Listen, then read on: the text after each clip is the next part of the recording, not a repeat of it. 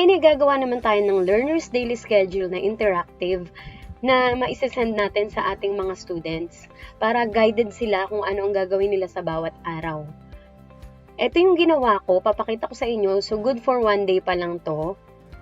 Present ko lang siya para makita nyo kung paano siya. Okay, so ito yung layout niya. Nakadesign na to sa format ng cellphone or tablet. Dito, sa aming schedule, mag-start ng klase namin ng 12:15.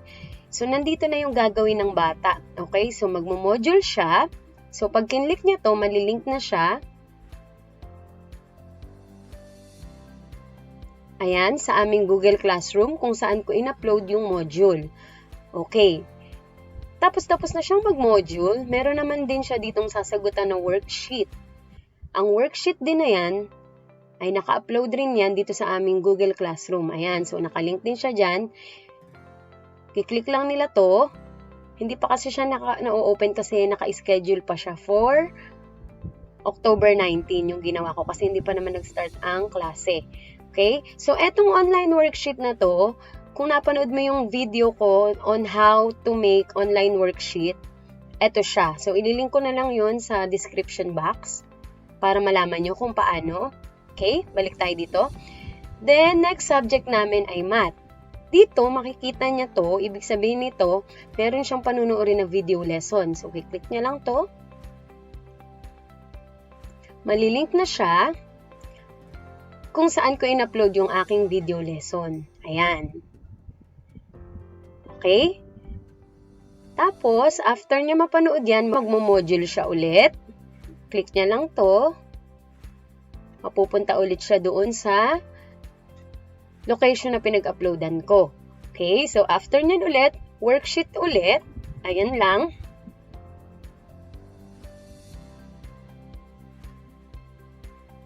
Ayan. Okay, balik ulit tayo dito. After nun, recess naman siya. Okay, magbe-break siya. So, 2 o'clock. Ito naman tong icon na to, ibig sabihin naman nito, meron kaming video class. So, kapag kinlik niya yan, malilink siya dito sa pinaka-homepage ng aming classroom. Okay, so dito, i-click niya lang itong meet link. Okay, para makapasok siya sa aming Google Meet. Ayan. So, after nun, babalik ulit siya. Pagkatapos naming mag-video lesson, meron pa ulit siyang time para mag-module. So, click niya lang ulit ito. At saka itong worksheet. Parang kagaya lang din dito sa una. Same with MTB and ESP. Okay? So, exit lang natin to. Okay, paano ko ginawa yan? Teka, X ko lang to. Okay, so una, mag-open lang tayo ng slide. Ayan, erase lang natin to. Tapos, punta tayo kay File. Palitan natin ang page setup sa Mobile View 9:14.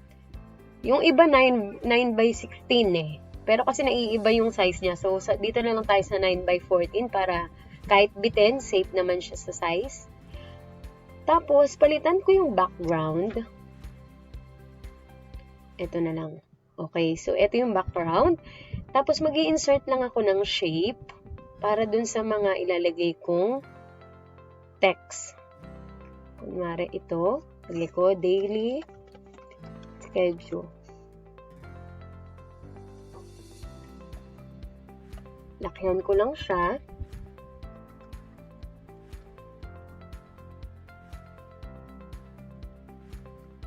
Okay, palitan ko lang siya ng text o font style.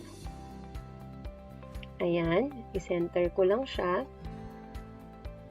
Ayan, pwede ko ring palitan yung color fill nung shape. Pwede ko rin siyang lagyan ng border. Kapalan natin yung border. Ayan. Tapos, mag-insert lang ulit tayo ng shape para dun sa ating mga subjects na ilalagay o schedule na ilalagay. Ayan. Copy, Ctrl-C, Ctrl-V lang. Okay, so insert lang tayo ng text. Ayan, si text box. Ito English ang kanyang class. English. Okay. Palitan lang natin ulit ng font. Ito na lang. Okay. So, adjust mo na lang siya dyan sa loob ng box. Ayan. So, English. Ilagay mo yung time. Kunwari, time mo dyan. Tapos, dito yung module. Kailangan meron kang object na i-insert para merong kakapitan yung link mo. Okay, yung ginawa ko kasi, in-screenshot ko mismo yung picture ng module namin. Okay, so dito, mag-i-insert na lang muna tayo ng picture ng book.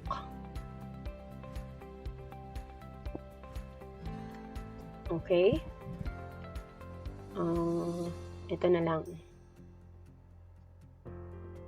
Ayan. Ayan yung ating module.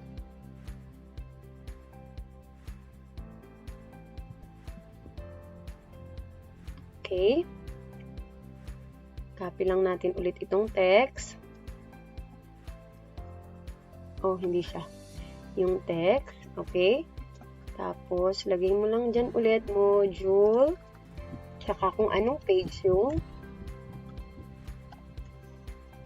coverage ng iyong lesson. Okay. Next. Mag-insert lang ako ng Google Classroom na logo. Google Classroom. Okay. Ayan.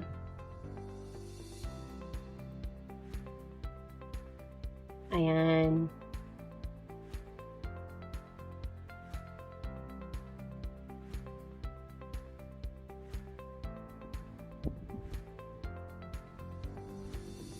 Okay, so ayan siya. Ngayon, paano natin siya ililink? Okay, i-open mo ngayon yung iyong classroom.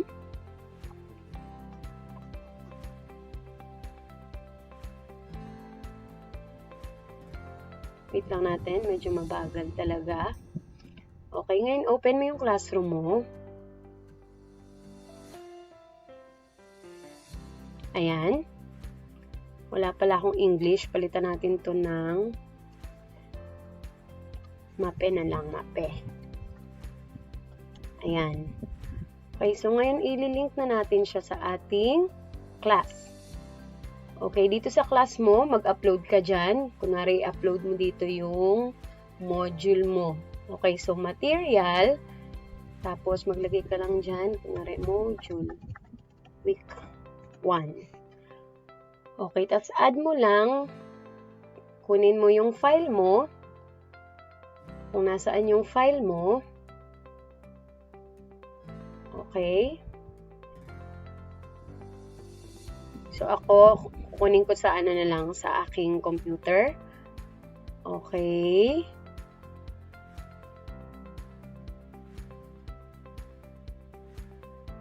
Mape. Okay, upload ko lang siya. Ayan. So, na-upload ko na siya. Lagyan na mo ng topic, kunwari, week 1. Okay, then post. Ayan, so ayan na ngayon yung pinost mong material. Kakopy mo ngayon itong URL, Ctrl-C.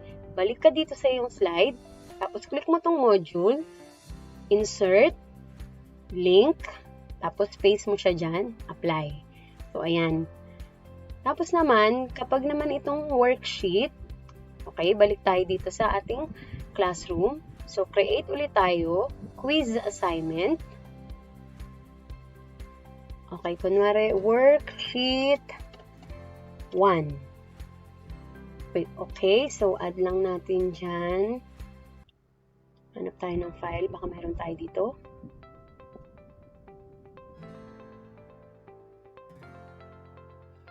Okay, so eto. Ayan. Insert ko lang siya.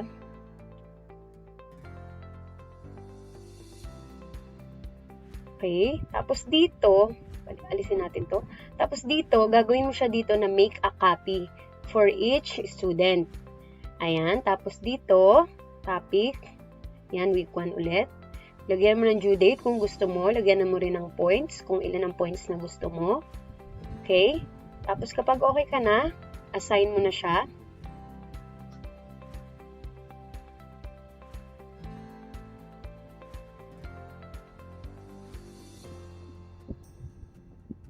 Ayan.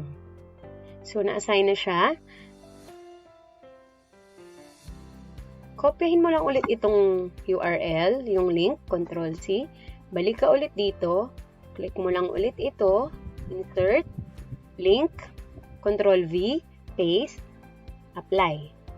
Ayan. So, okay na yung iyong mape. Next subject ka naman. So, gagawin naman natin yung susunod na subject. Duplicate lang natin to. Ctrl+T. Okay, lipat lang natin siya dyan. Gawin naman natin siyang math. Tapos, copy lang ulit natin to. Ctrl+D. Ayan. So, yung math mo ngayon, meron kang video lesson kunwari na ilalagay. So, maglalagay tayo ng icon. Nakakapitan ulit ng ating link. So, lagay na lang natin tong laptop. Kamukha ng ginamit ko. Ayan. Resize lang natin siya para maliit. Okay. Tapos, punta tayo dun sa kukuha na natin ng file o pinag-upload na natin ng file.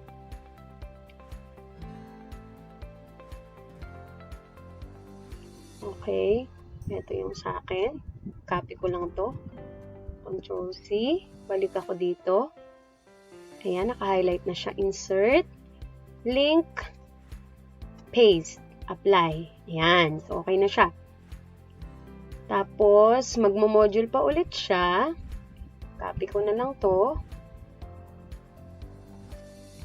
Okay. Copy ko na lang siya dyan. At saka ito. Tapos, i-link nyo na lang din. O, tanggalin ko yung link nito.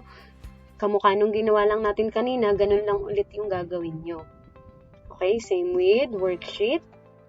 Okay, so kinapi ko na lang siya. Naituro ko na kung paano nilagay yung link, tsaka kung paano in-upload. Same lang din siya. Okay, ngayon ilalagay natin yung mga gumagalaw dito sa kamukha nung ginawa ko. May gumagalaw. Okay. Natin, may gumagalaw. Ayan. May gumagalaw dun. Paano yun? Okay, punta tayo ulit dito sa slide natin. Mag-open tayo ng bagong tab. Punta tayo kay gc.com. Ayan.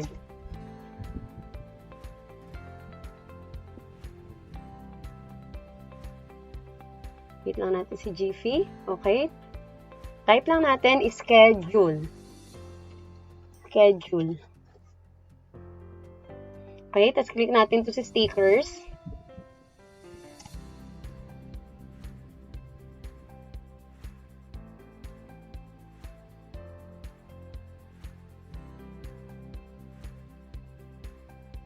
Ngara yan.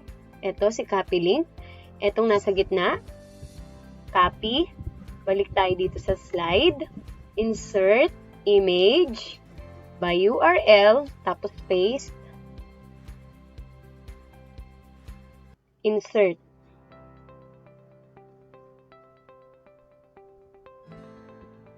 Ayan. So, ayan na siya. Wait lang natin. Okay. So, ayan. Adjust mo na lang siya kung saan mo siya gustong ilagay. Ayan. So, pili ka lang dito sa Gphy kung ano pa yung mga gusto mong ilagay na stickers. Tapos, paste mo lang siya dito. Hanggang matapos mo lahat yung iyong schedule. Kapag okay ka na, click mo lang itong share. Okay, kunwari, lagyan na natin ng schedule. Okay. Save. Tapos dito, lagay mo siya na anyone with the link. Okay. Tapos, done.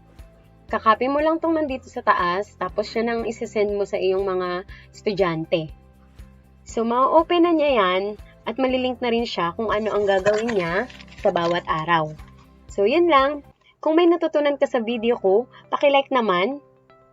At kung hindi ka pa nakasubscribe, isubscribe mo na din.